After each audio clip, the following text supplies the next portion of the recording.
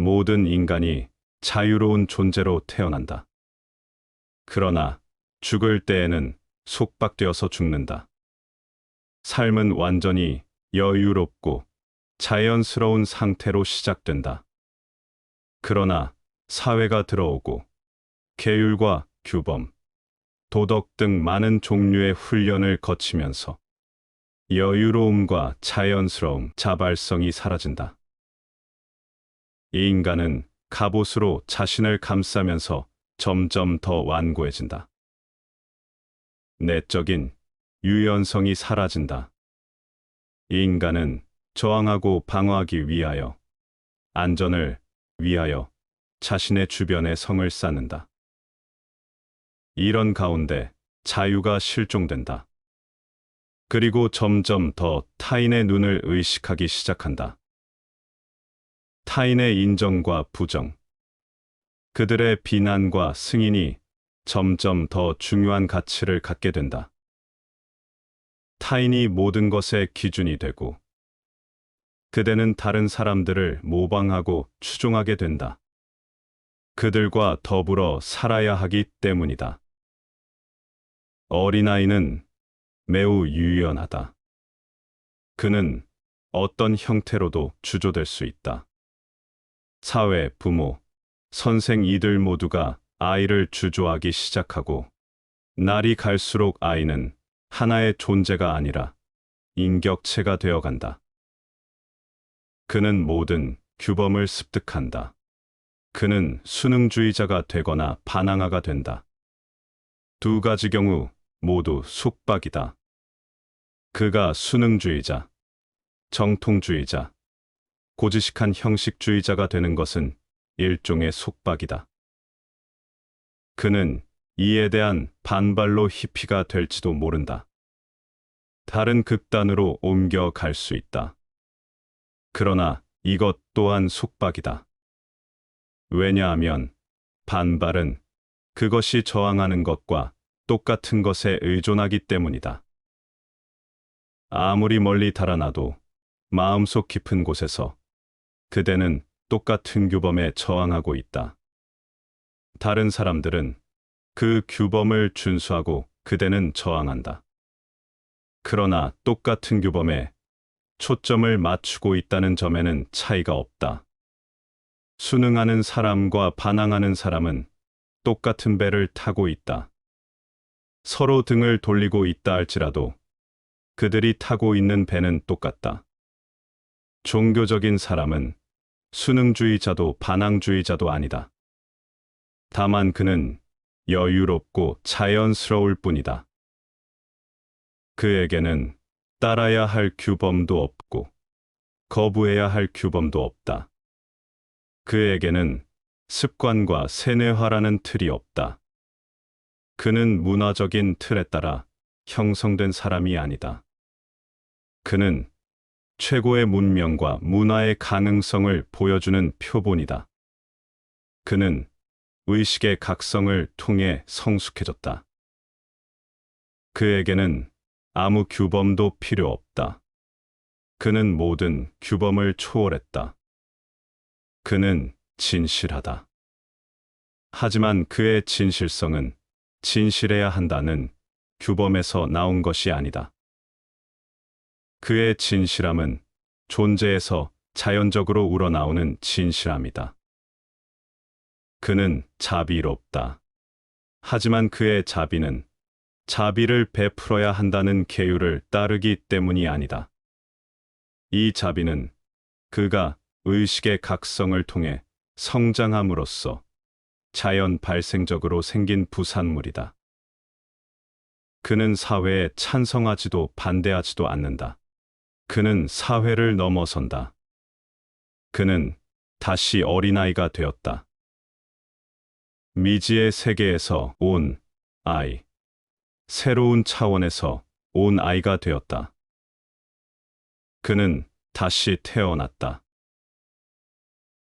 그대는 자신의 음성에 귀를 기울이기 시작해야 한다. 그대는 평생에 걸쳐서 사막의 오아시스와 같은 공간, 그런 순간들을 찾아야 한다. 눈을 감고 사회를 초월하는 순간들. 그대 자신 안으로 들어가는 순간들. 그대 자신의 자궁 속으로 돌아가는 순간들을 찾아야 한다. 이것이 명상이다. 그대는 혼자가 된다. 그대는 눈을 감고 사회에 대해 완전히 있는다. 이 차원에는 어떤 규율도 존재하지 않는다. 인격이 필요 없다. 도덕과 언어가 필요 없다. 그대는 내면으로 들어가 여유롭고 자연스럽게 존재한다. 이 여유로움과 자연스러움 안으로 들어가라. 그 안에서 성장하라. 어느 누구의 말도 듣지 말라. 그대 자신으로 남아라. 다른 사람들을 지나쳐가라. 무관심하라. 모든 사람 각자 다른 길을 가리키며 그대를 충동질할 것이다. 이런 식으로는 그대 내면의 중심에 도달할 수 없다. 모든 사람이 비정상이다. 이 단어는 중심에서 벗어났음을 뜻한다. 세상 전체가 그대를 비정상으로 만들려고 애쓴다. 모든 사람이 그대를 충동질한다. 어느 철학자는 그대를 북쪽으로 떠밀고, 어떤 교수는 남쪽으로 떠밀고, 어떤 학자는 다른 방향으로 가라고 그대를 충동질한다. 그대의 형제와 아내 또한 다른 방향을 가리킨다. 모든 사람이 그대를 어디론가 가라고 강요한다. 결국 옴짝달싹도 할 수 없는 상황이 온다. 그대는 교차로에 서서 북쪽에서 남쪽으로, 남쪽에서 동쪽으로, 동쪽에서 서쪽으로 이리저리 떠밀린다. 아무데로도 움직이지 못한다. 그대의 상황 전체가 이렇게 된다. 서서히 그대는 미쳐간다. 그대는 어떤 삶이 옳은 것인지 모른다. 이것이 그대가 처한 상황이다. 다른 사람들의 말만 듣고 자신의 내적 중심에 귀를 기울이지 않는다면 이런 상황이 계속 이어질 것이다. 끝도 없이 이어질 것이다. 모든 명상은 중심으로 돌아가는 것이다. 중심에서 벗어나는 것이 아니라 그대 자신의 중심으로 돌아가는 것이다. 내면의 음성에 귀를 기울여라. 그 목소리를 느껴라. 그리고 그 느낌대로 움직여라. 서서히 그대는 다른 사람들의 의견을 웃어 넘기거나 무관심할 수 있을 것이다. 일단 중심을 잡으면 그대는 강력한 존재가 된다. 이때는 아무도 그대의 옆구리를 쿡쿡 찌르며 충동질할 수 없다. 아무도 그대를 떠밀 수 없다. 어느 누구도 감히 그렇게 하지 못한다. 오히려 그대 옆에 오는 사람들 모두가 자신의 의견을 까맣게 잊는다. 그대를 떠밀려고 온 사람들이 그대 곁에 와서는 자신이 온 목적을 잊는다. 그들 모두가 그대에게 압도되는 것을 느낀다. 자기 자신 안에 중심을 잡은 그대는 이런 힘을 갖게 된다. 이렇게 강력해진 사람은 사회 전체가 떠밀어도 단 1인치도 움직이지 않는다. 사회 전체가 단 한 사람을 어쩌지 못한다. 붓다와 예수가 그런 식으로 존재한다. 예수를 죽일 수는 있어도 그에게 강요할 수는 없다. 그의 육체를 죽일 수는 있다. 그러나 그를 떠밀어 단 1인치라도 움직이게 하는 것은 불가능하다. 그가 완고하거나 고지식하다는 말이 아니다. 그가 자신의 존재의 뿌리를 내리고 있다는 말이다. 그는 자신에게 무엇이 좋은지 안다. 그는 무엇이 지복인지 안다. 이제 그를 새로운 목적지로 달려가도록 부추기는 것은 불가능하다. 어떤 수단으로도 그를 다른 목적지로 유인할 수 없다. 그는 자신의 집을 발견했다. 그가 그대의 말을 끈기 있게 들어줄 수는 있다. 하지만 그대가 그를 움직일 수는 없다. 그는 중심의 뿌리를 내렸다. 이렇게 중심을 잡는 것이 여유롭고 자연스러운 상태로 가는 첫 단계다. 중심이 없는 상태에서 여유롭고 자연스러우면 누구든지 그대를 좌지우지할 수 있다. 이 점을 명심하고 틸로빠를 이해해보자. 여기 그의 마지막 말이 있다. 최고의 이해는 이것과 저것을 모두 초월한다. 최고의 행동에는 애착 없는 위대한 창조성이 깃들어 있다. 아주 의미심장한 말이다. 최고의 이해는 이것과 저것을 모두 초월한다. 지식은 항상 이것 아니면 저것이다. 항상 긍정 아니면 부정, 주관 아니면 객관, 선 아니면 악, 사랑 아니면 미움 등등. 그러나 깨달음은 이도 저도 아니다. 지식은 항상 이원적이다. 어떤 사람은 선하다. 그는 선이 무엇인지 안다. 어떤 사람은 악하다. 그는 악이 무엇인지 안다. 그러나 둘 다 단편적이다. 둘 다 반쪽이다. 삶은 선과 악, 양자를 포괄한다. 진실로 깨달은 사람은 선하지도 악하지도 않다. 그는 양자를 이해한다. 그리고 이 알을 통해 그는 양자를 초월한다. 깨달은 이는 선인도 악인도 아니다. 그를 특정한 범주로 분류하는 것은 불가능하다. 그는 아주 미묘해서 어떤 범주에도 속하지 않는다. 그에 관해 어떤 말을 하건 단편적이다. 깨달은 이의 친구나 추종자들은 그를 신으로 생각할 것이다. 그들은 그의 좋은 면만 보기 때문이다. 그의 적이나 원수는 그를 악마의 화신으로 생각할 것이다. 그들은 오직 나쁜 면만 보기 때문이다. 그러나 진실로 그를 이해하는 사람의 눈으로 본다면 그는 선하지도 악하지도 않다. 서양인들이 이것을 이해하기는 힘들다. 서양적인 마음은 신과 악마를 분명하게 구분짓기 때문이다. 악한 것은 무엇이든지 악마에게 속하고 선한 것은 무엇이든지 신에게 속한다. 그들의 영역이 분명하게 구분되어 있다. 탄트라의 성자에 비해 기독교 성자들이 빈약해 보이는 이유가 여기 있다. 기독교 성자들은 그저 선한 사람들이다. 그들은 삶의 다른 면을 모른다. 그들은 다른 면을 두려워한다. 항상 두려움에 떨고 있다.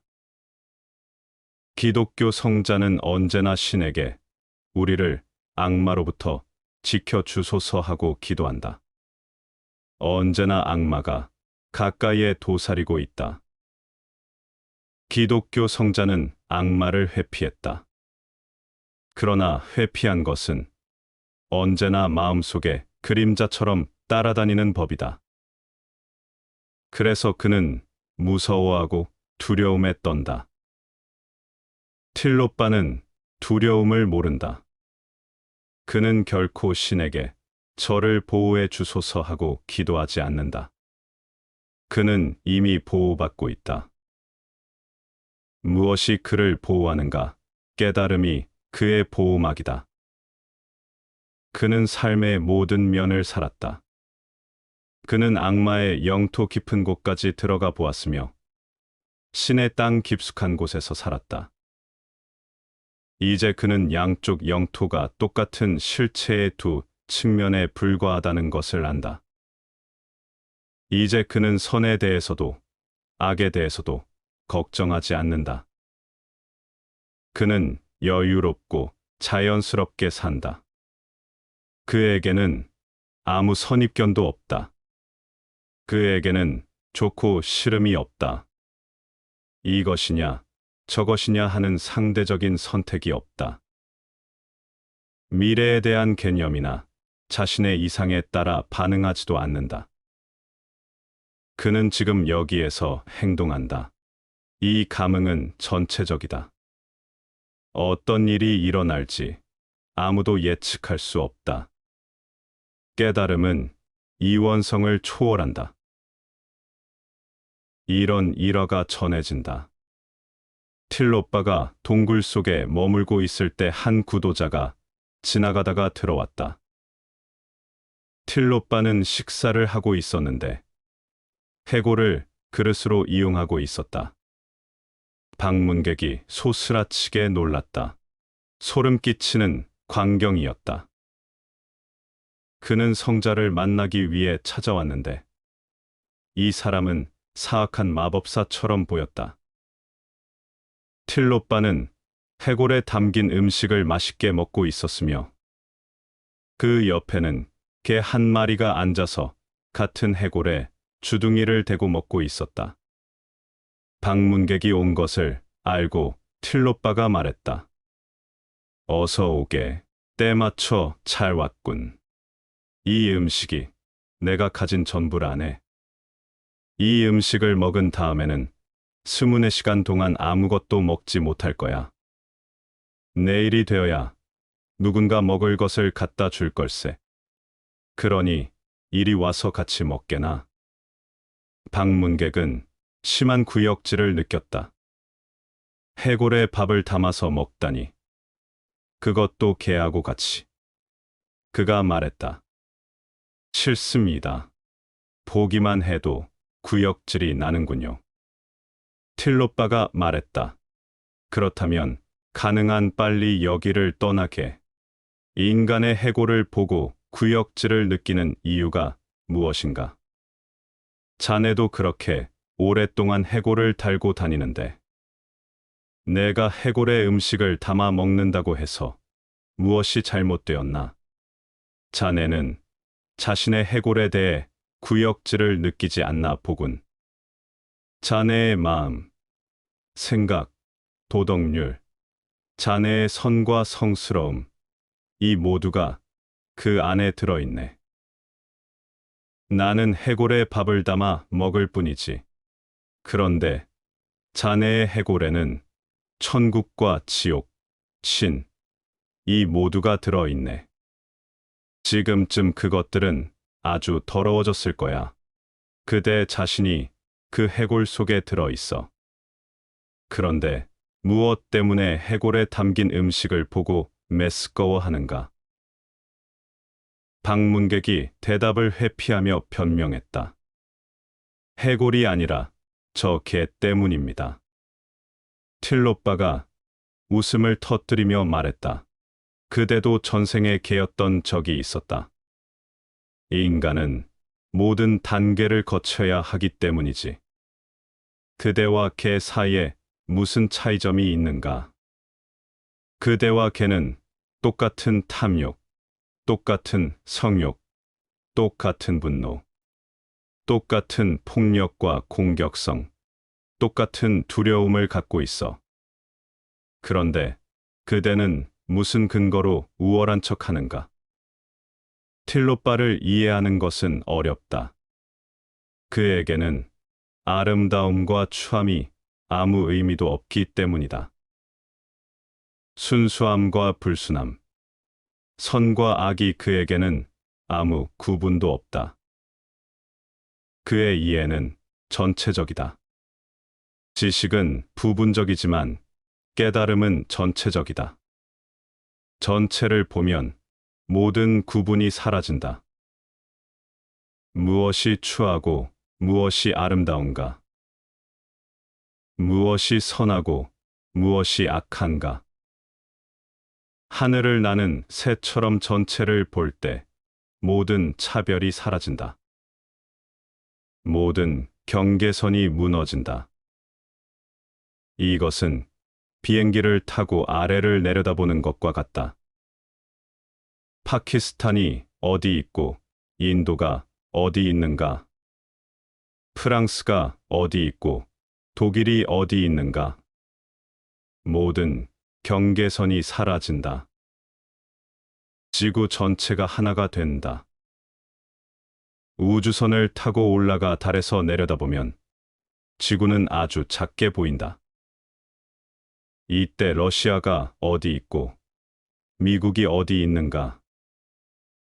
누가 공산주의자이고 누가 자본주의자인가? 누가 힌두교인이고 누가 모하메드교인인가? 더 높이 올라갈수록 점점 더 차별이 사라진다. 그리고 깨달음은 최고 높은 것이다.